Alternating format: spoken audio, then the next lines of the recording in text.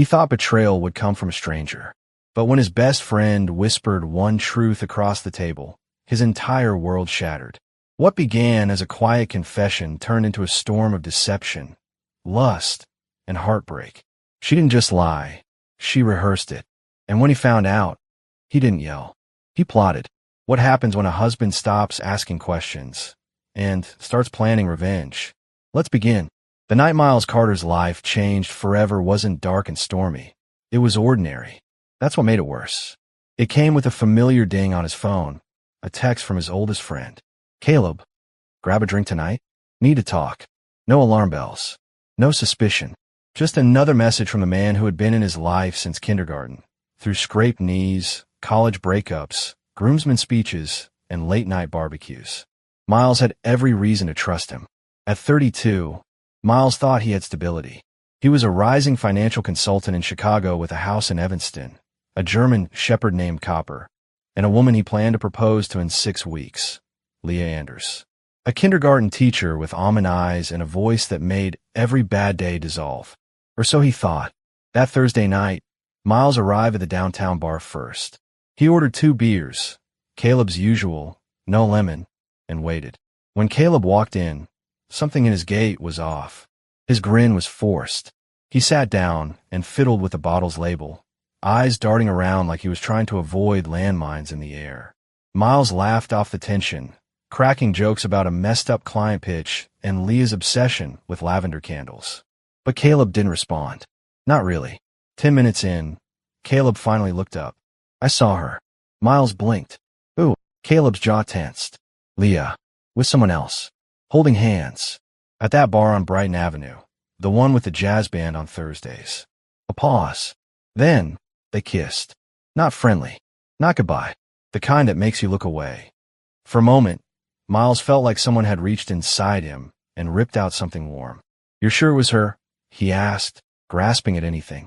Caleb didn't even flinch. I'm sure. Miles tried to stay calm. Maybe Caleb misread it. Maybe it was just a misunderstanding. But that night, something inside him cracked. He didn't accuse Leah. He didn't cry. He didn't even yell. He started planning. By the next morning, Miles had set up an encrypted GPS tracker in Leah's car while she was in the shower. It took 6 minutes. He hated himself for doing it, but hated the not knowing more. He told her he was flying to Boston for a work conference. She kissed him goodbye with a smile that made his stomach twist. Be safe, love. He checked into a budget motel 20 miles away and watched her movements like a ghost haunting his own life. Day 1, school, gym, home. Day 2, groceries, lunch with coworkers. Day 3, school again. Nothing suspicious. But day 4, Thursday night. The tracker lit up at 8:07 p.m. Her car stopped in front of that jazz bar. He followed. Leah walked in at 8:22 p.m., dressed in a navy blue wrap dress he had bought her for their 3rd anniversary. She looked beautiful, calculated, comfortable. At 8:30, a man joined her. Clean-cut, confident, slightly older. They kissed like they'd done it 100 times before. Miles didn't rush in. He watched. At 9:06, they left. Walked to her car. She opened the back door. He got in. Then she did. The doors closed. At 9:10, Miles walked across the lot and pounded on the window. The look on Leah's face didn't scream fear. It screamed exposure, like a child caught mid-theft. You don't even get to lie, Miles said through gritted teeth. I saw it all. She didn't argue, didn't run, and that made it worse.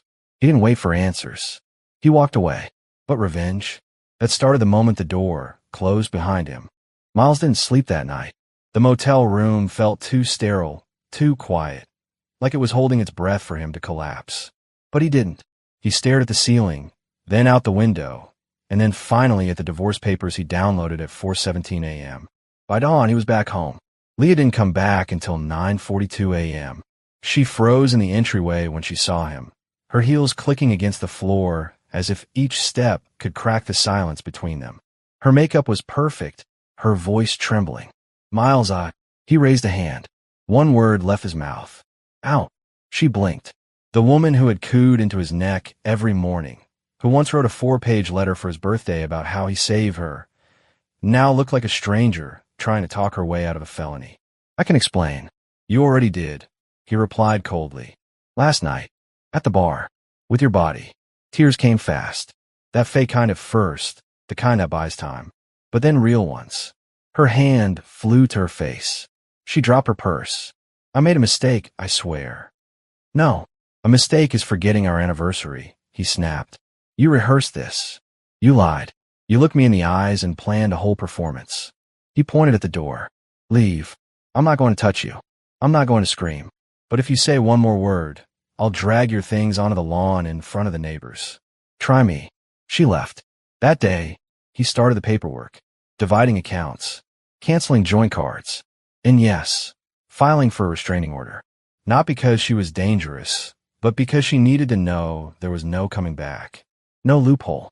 The revenge, however, hadn't even started yet.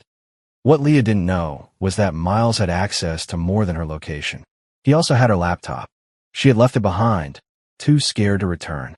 He was going to throw it in a box, but something told him to look. Not because he needed more pain, but because truth, no matter how ugly, was the cleanest burn. He didn't have to dig deep.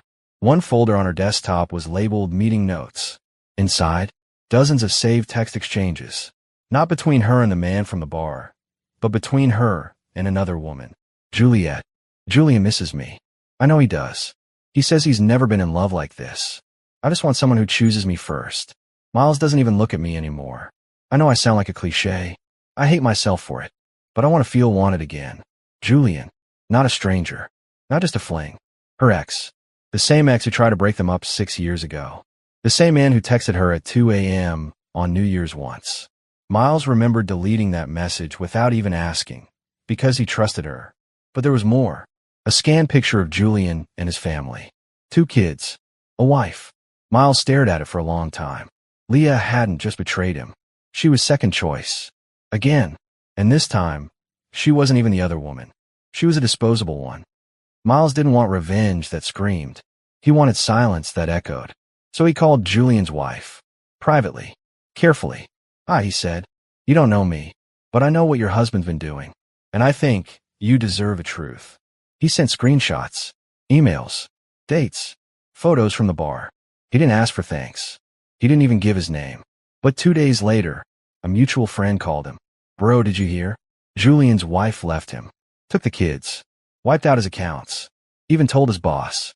He's on leave now. Miles didn't smile. Not fully. But inside, a match had been lit. That weekend, Caleb came over. The same friend who had told him the truth in the first place. They grilled burgers, drank beer, and sat in silence watching the fire pit flicker. You know what hurts? Miles said finally. That she didn't choose you? No. That I was prepared to give her the rest of my life. And she was bored. Caleb nodded. What now? Miles looked up. Now, I rebuild. But slower. Smarter. And next time I trust someone, they better be worth the burn. By week 2, Miles was someone new. Not broken. Sharpened. He wasn't the type to post cryptic quotes online or change his relationship status dramatically. No dramatic exits.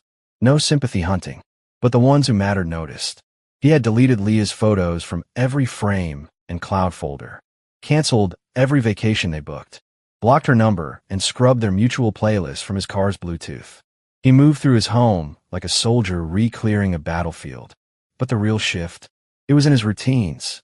He began running every morning. Before sunrise. No headphones.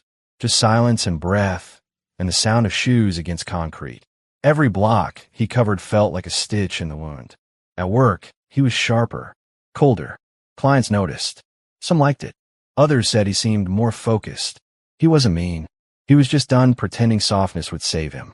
Then one morning, he got an email from a private, blocked address. Subject. Please just read. Miles. I know I lost the right to ask anything from you, but I'm not writing to beg. I just need you to know I wasn't happy, not because of you, but because I didn't know who I was anymore. Julian made me feel young again. I didn't ask questions. I didn't want to, and by the time I realized I was a placeholder to him, it was too late. I lost you. I deserve it, but please don't think this is who I always was. Leah, no apology, no real confession, just justification dressed up as vulnerability. Miles didn't reply. Instead, he did something else. He opened an anonymous Instagram account and posted a single picture, a close-up of a burned wedding ring, half melted, on a bed of ash. No name, no caption, just the image. He sent it to Leah's inbox from a burner. She knew what it meant. Let the silence scream. Weeks turned into months. Miles started attending a small business development workshop in downtown Chicago, just to distract himself. That's where he met Camille Hart. She was the opposite of Leah in almost every way. Tall, outspoken, direct. She wore black jeans and leather jackets, and said whatever came to mind. But her laugh, it didn't feel rehearsed. They bumped into each other 3 sessions in a row before Miles finally asked if she wanted to get coffee after class. She said yes without hesitation. Over steaming lattes at a street cafe, she asked the question that froze him. So what's your story? He paused, then gave her the simplest truth. I trusted the wrong person for a long time. Thought I'd break. Didn't. She didn't pry. Just nodded, like she respected the answer more than any dramatic retelling. 2 nights later, he got a call from Caleb. I saw her, he said. Leah. Miles didn't respond. She was in line at CVS. Looked rough. Like hollow. She was crying. She saw me and turned around before I could say anything. Miles was quiet for a beat. She still with Julian? No. Word as he cut her off. His wife destroyed him. Got the house, custody, everything. Miles leaned back. Let out a slow breath. Sometimes, he said, the best revenge is letting someone see the world they destroyed without you bloom. Caleb chuckled. You always as poetic. Miles smirked. Only when the wounds turn into scars. By fall, Camille and Miles had shared 10 coffees for late-night walks and 1 kiss under the flickering lights of a corner bookstore. They weren't in love. Not yet. But it was honest. And Miles didn't flinch when she asked about scars. He just showed her where the glass had been glued back together and how steady it held now. Thanksgiving came quietly that year. No table set for 2. No whispered jokes in the kitchen.